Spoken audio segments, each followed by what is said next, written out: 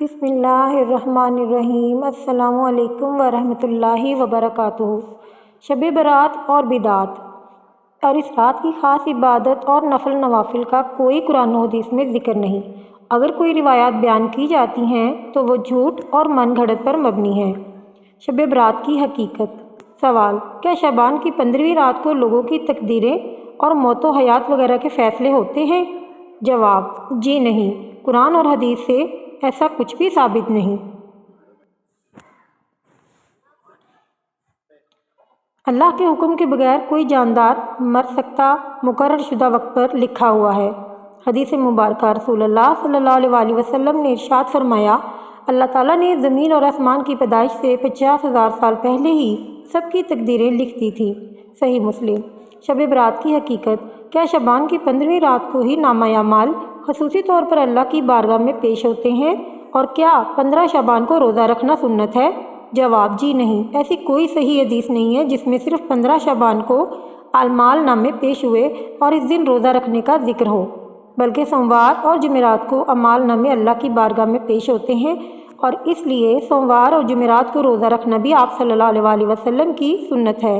रसूलुल्लाह सल्लल्लाहु अलैहि वसल्लम ने फरमाया, सोमवार और जुमेरात को अमाल अल्लाह की बारगाह में पेश किए जाते हैं। मैं पसंद करता हूँ कि मेरे अमाल इस हालत में पेश किए जाएँ कि मैं रोज़े से हूँ। शब बरात की हकीकत। क्या अल्लाह ताला 15 शबान की रात को दुनिया के आसमान पर नज़ूल फरमाता है? बल्कि अल्लाह हर रात दुनिया के आसमान पर नज़ूल फरमाता है।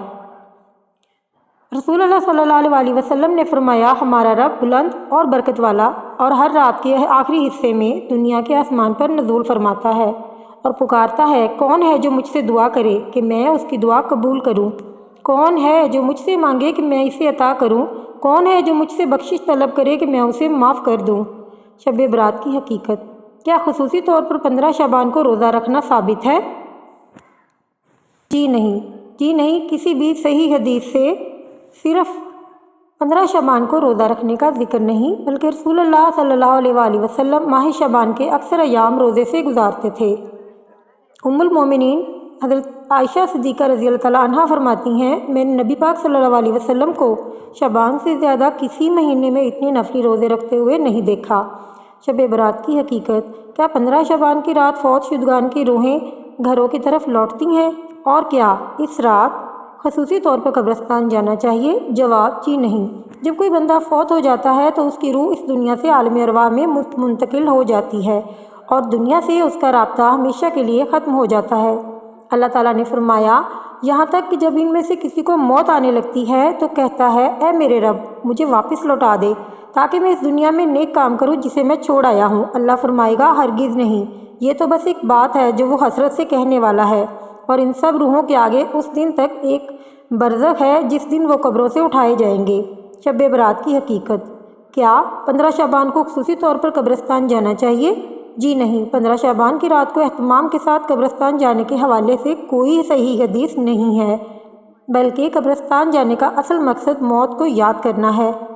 रसूलुल्लाह सल्लल्लाहु अलैहि वसल्लम ने फरमाया, कब्रों की ज़ियारत किया करो, ये मौत को याद दिलाती है। अल्लाह ताला हमें किताब व सुन्नत पर चलने की तौफीक अता फरमाए और शिर्क व बिदअत जैसी चीज़ों से बचाए। आमीन सुम्मा आमीन। जज़ाकल्लाहु खैरन कसीर।